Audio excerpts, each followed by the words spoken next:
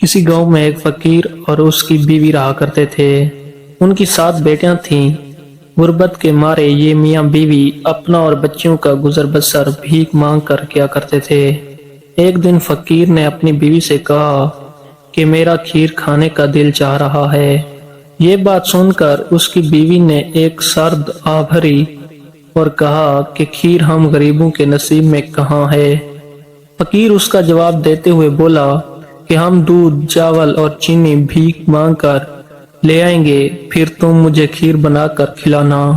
बीवी बोली कि मियाँ, भीख में तो ये सब इतना नहीं मिल सकेगा कि हमारी 7 बेटियां भी खा सकें। फकीर गोया हुआ कि अरे परेशान क्यों होती है, हम खीर तब बनाएंगे जब हमारी सारी लड़कियां सो जाएंगी। इस तरह उन्हें पता भी नहीं चलेगा और हम जी भर कर खीर खा लेंगे। माँ का दिल बच्चियों के लिए तड़पा, लेकिन दिल पर पत्थर रखकर ईश्वर की बात मान ली। फकीर बोला, अब सो जा, कल जल्दी उठकर खीर बनाने का सामान भीख में मांगना है।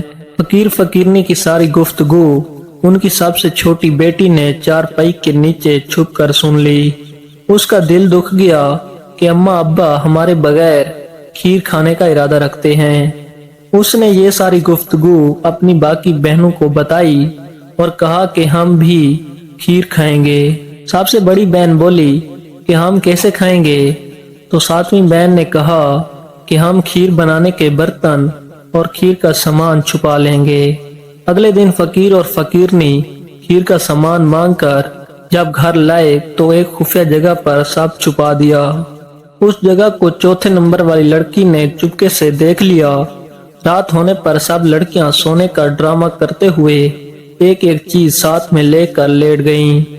थोड़ी देर बाद फकीर उठा और अपनी बीवी को जगाया कि सब सो गई हैं, अब तुम उठो और मेरे लिए खीर बनाओ। फकीरनी दब्बे पांव आहिस्ता आहिस्ता किचन में गई। दिया और चूल्हा जलाने के लिए माचिस ढूंढने लगी। बहुत तलाश करने के बाद सबसे बड़ी बेटी जागी और किचन में आकर कहा कि क्या ढूंढ रही हैं अम्मा। फकीर और फकीरनी बड़ी बेटी को देखकर घबरा गए। कहने लगे कि आहिस्ता बोलो, हम खीर बना रहे हैं, तुम भी खा लेना, मगर माचिस नहीं मिल रहा। बड़ी बेटी बोली कि वो तो मैंने संभाल कर रख दी थी, अभी लाकर देती हूँ। चूल्हा जलाने के बाद अब देगची नहीं मिल रही थी। उसी आसना में दूसरे नंबर वाली लड़की किचन में वार धोई और गोया हुई कि अम्मी, देगची मैंने संभाल के रख दी है, आप लोग क्या बना रहे हैं। फकीर ने उससे कहा कि खामोशी से बैठ जाओ, हम खीर बना रहे हैं, तुम्हें भी चखा देंगे। अब डुई तलाश करने की बारी आई, जिसे तीसरे नंबर वाली लड़की लेकर वार धोई। लड़कियों की बढ़ती तादाद देखकर फकीर के दिल में नागवारी पैदा होने लगी। ऐसे करते करते दूध, चीनी, चावल प्लेट लेकर सब लड़कियां ही खीर के गिर्द घेरा बनाकर बैठ गईं। यूं सब के हिस्से में थोड़ी थोड़ी खीर आई। कम मिकदार में खीर मिलने पर भी बच्चियां खुश हुईं और अपने अपने बिस्तरों में सोने के लिए लेट गईं। इधर फकीर गुस्से में भुना बैठा था।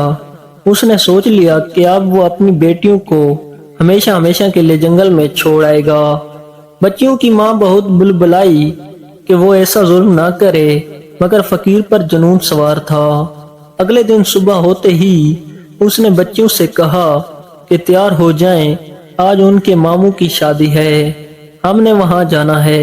लड़कियां खुशी खुशी तैयार होने लगी कि वो मामू की शादी पर जा रही हैं। बैलगाड़ी पर सब सवार हो गए। उस जमाने में लोग दूर दराज जाने के लिए बैलगाड़ी पर सफर करते थे। रास्ते में एक घना जंगल आया।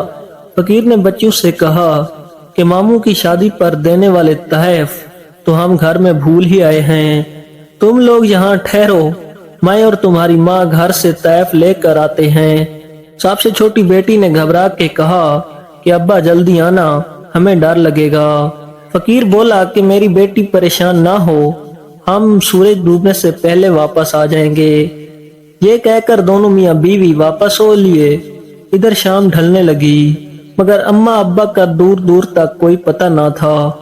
सूरज डूबने को आया। जंगल से मुख्तलिफ जानवरों की आवाजें आ रही थीं। अंधेरा छाने लगा तो चौथी बहन ने कहा کہ مجھے لگتا ہے کہ ابا ہمیں یہاں چھوڑ گئے ہیں۔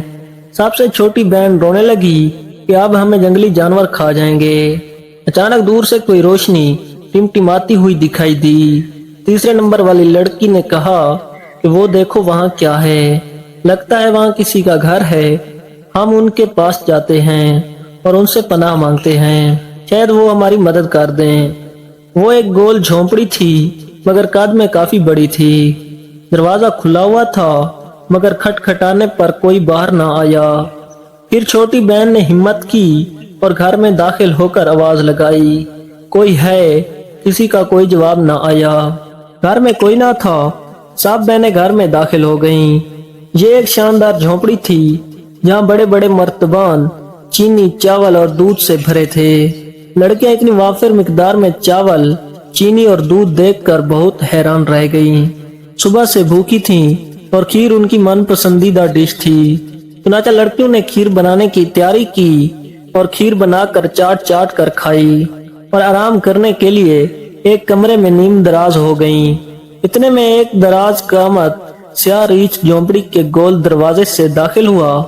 یہ جھونپڑی اسی ریچھ کی تھی۔ ریچھ کو بھوک لگ رہی تھی، چنانچہ وہ اپنی من پسندیدہ خوراک کھیر بنانے کے لیے کچن کی طرف گیا۔ وہاں دیگچی میں پہلے سے ہی بکیا کھیر موجود تھی، جسے سونگھ کر ریچھ کو انسان کی خوشبو آنے لگی۔ وہ سمجھ گیا کہ اس کے گھر میں کوئی انسان آیا ہے، چنانچہ وہ اپنے گھر کی تلاشی لینے لگا۔ ریچھ کے گھرانے سے لڑکیوں کی آنکھ کھل گئی، ساتھ ہی ساتھ ان پر یہ راز بھی عیاں ہوا کہ وہ جس کے گھر میں ہیں وہ ایک ریچھ کا گھر ہے۔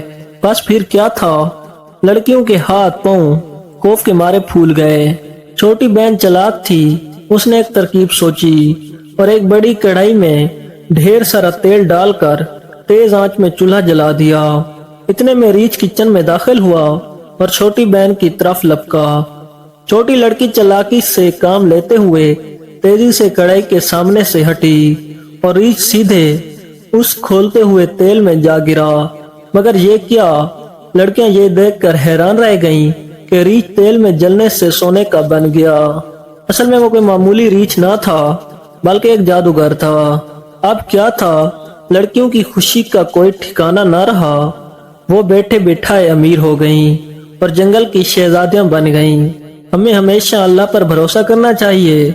ان لڑکیوں کو اللہ پر بھروسہ تھا، چنانچہ انہیں فقیری سے نجات ملی، جبکہ ان کے باپ نے غربت سے تنگ آ کر اللہ سے اچھے کی امید چھوڑ دی اور فقیری اس کا مقدر رہا۔ اس کہانی سے یہ بھی سبق ملتا ہے کہ ضروری نہیں کہ ہمیں جو غلط نظر آئے وہ ویسا ہی غلط ہوتا ہے، بلکہ بعض اوقات پس سے پردہ ہمارے لیے کچھ اچھا ہی لکھا ہوتا ہے، جس کا علم ہمیں آگے چل کر معلوم ہوتا ہے۔ وسلم ناظرین، اگر سٹوری اچھی لگی ہو تو پلیز ہمیں سپورٹ کریں اور ہمارے چینل کو ضرور سبسکرائب کریں۔